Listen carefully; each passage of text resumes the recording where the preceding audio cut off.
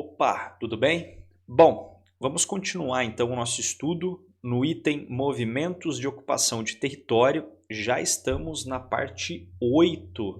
Então, nós já trilhamos um percurso bem longo, um percurso bem extenso nesse item que eu havia explicado para vocês, que seria o maior item do programa de prova do concurso da PM Paraná. Na última aula, nós estudamos sobre a ocupação, sobre o povoamento no período colonial da região geográfica chamada Planalto Curitibano ou Primeiro Planalto, centrado na região de Curitiba, atual capital do estado do Paraná. Para essa nossa aula, nós analisaremos o que se passou historicamente em relação à ocupação e povoamento do Segundo Planalto, tá bom? Então, o objetivo dessa nossa aula vai ser analisarmos a ocupação e povoamento dos Campos Gerais a partir da ação do tropeirismo. Esses Campos Gerais que nós falamos é aquela região geográfica que nós observamos desde as nossas primeiras aulas e que nós chamamos de Segundo Planalto Paranaense, tudo bem? Então, é a partir da referência geográfica que nós vamos elencar os nossos estudos históricos, beleza? Bom, vocês estão observando no mapa que nós temos uma região extensa, que nós temos uma região grandiosa. Essa região, se vocês observarem bem, ela pega partes do que é considerado o Primeiro Planalto, ela pega uma faixa do que é considerado o Primeiro Planalto e também, claro, ela ocupa uma dimensão territorial do que é considerado pela geografia, do que é considerado historicamente como o Segundo Planalto que nós estamos falando. Basicamente, os nossos estudos eles vão se pautar na região que muitos livros trabalham e muitos livros chamam e muitos livros nomeiam, muitas obras conceitualizam como os Campos Gerais.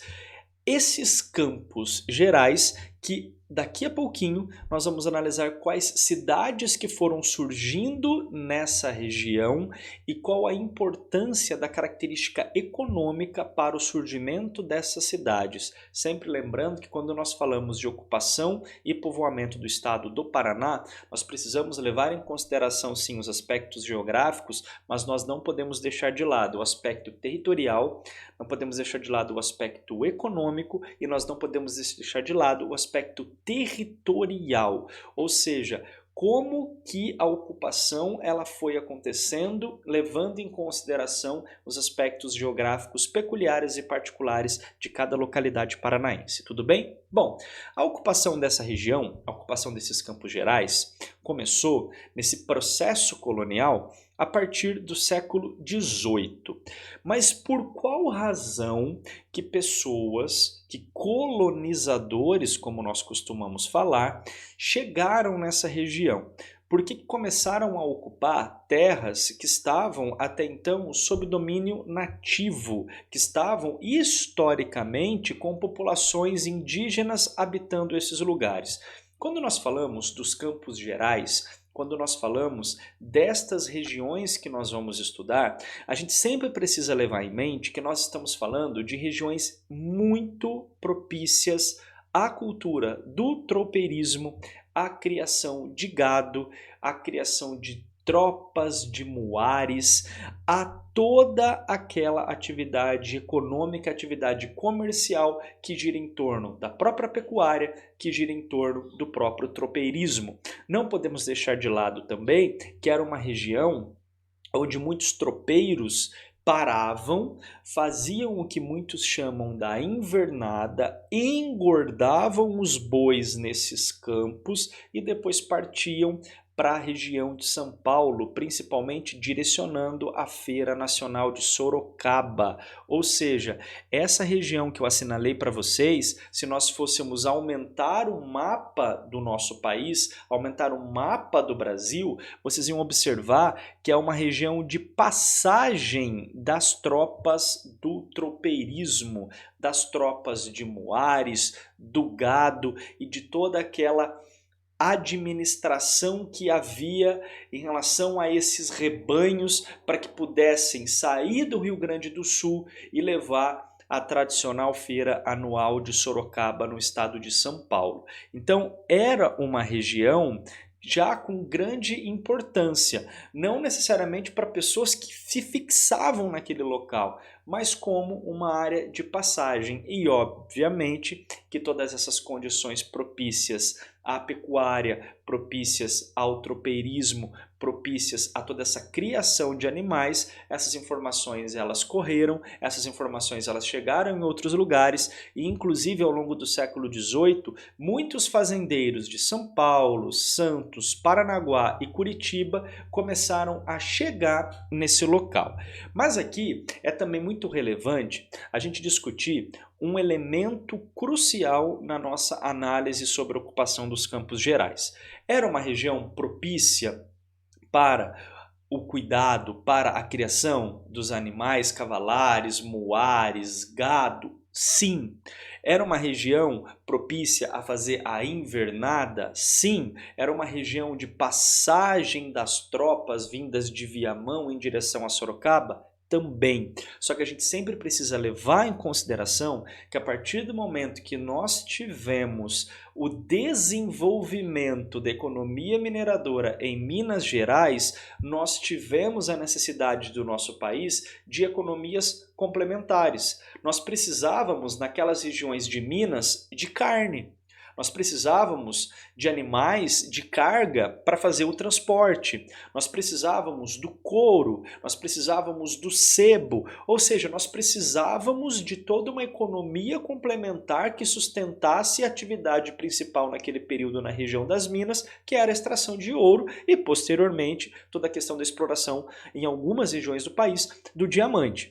Então, é crucial a gente entender que ao mesmo tempo que para os Campos Gerais foi uma atividade essencial para o desenvolvimento dessa região, ela também servia como uma atividade acessória, uma atividade complementar à mineração que acontecia sobretudo na região de Minas Gerais. Lembrando sempre que esse mercado, que essa economia principal, essa economia complementar, ela é analisada em História do Brasil e eu não preciso aqui ficar destrinchando com vocês, até porque a gente vai ter um item específico do nosso conteúdo que vai ser para analisar somente o ciclo do tropeirismo. Então não fiquem preocupados que aqui a gente não vai focar especificadamente no tropeirismo, porque nós teremos, e o nosso programa de prova exige isso, nós teremos uma aula específica sobre o tropeirismo, tudo bem?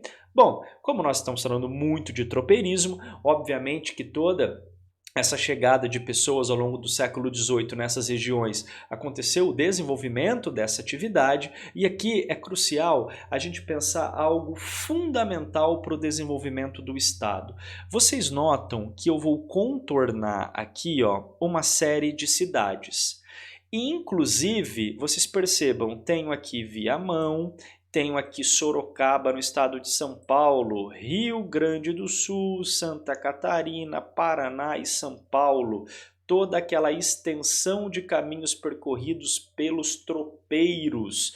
Mas, professor, essas atividades dos tropeiros passando, da questão da invernada, da questão do cuidado com os animais, depois muitos fazendeiros chegando, o que isso teve de importância, o que isso legou para o estado do Paraná?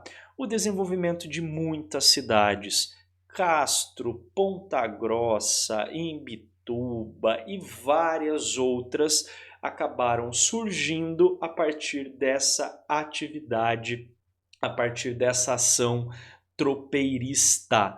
Então essas povoações que no início eram locais de pouso e repouso dos tropeiros passaram cada vez mais a aglutinar, passaram cada vez mais a juntar pessoas e toda essa junção populacional fez com que surgisse uma série de cidades, cidades essas importantes até hoje no nosso estado.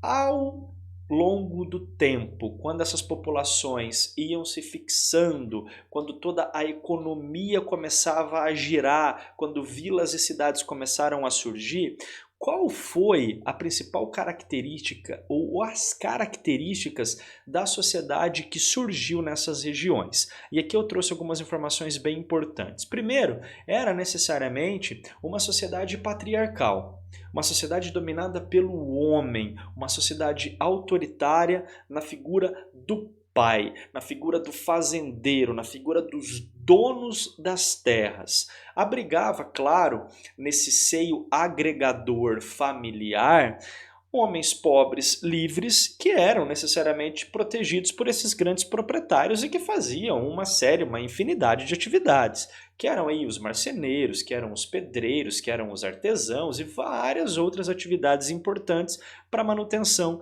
de toda essa sociedade tropeirista. Lembrando que vamos estudar tudo isso mais especificadamente além do nosso item tropeirismo.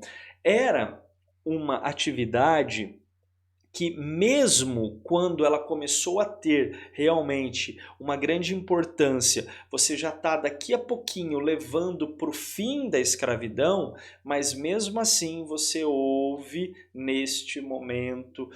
teve nesse momento toda a utilização do trabalho do escravizado, do trabalho do escravo. A gente teve escravidão também na atividade do tropeirismo, não podemos deixar de lado essa atividade, não podemos deixar de lado essa forma de trabalho. E, claro, uma sociedade assentada na grande propriedade, até porque nós estamos falando de fazendas, estamos falando de latifúndios. Mas, professor, esses fazendeiros, eles necessariamente vinham para morar nos Campos Gerais? Não.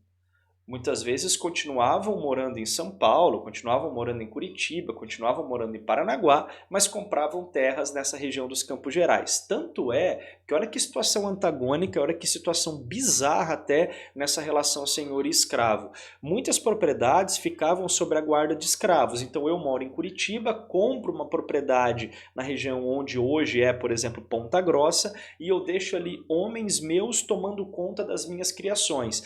Dentre esses homens estão escravos, e para que eles tomem conta dessas propriedades, eles estão armados. Então imagina a tensão que havia, onde você vai armar o seu próprio escravo, e esse próprio escravo ele pode se rebelar contra você e contra todo aquele sistema, e te matar com a própria arma que você cedeu para que ele faça a defesa da sua propriedade. Imagina que relação tensa que acontecia dentro de toda essa relação social que nós temos nos Campos Gerais e que nós temos na região tropeira, beleza? Então, no segundo planalto, qual foi a atividade mais importante? O tropeirismo. Na próxima aula continuamos.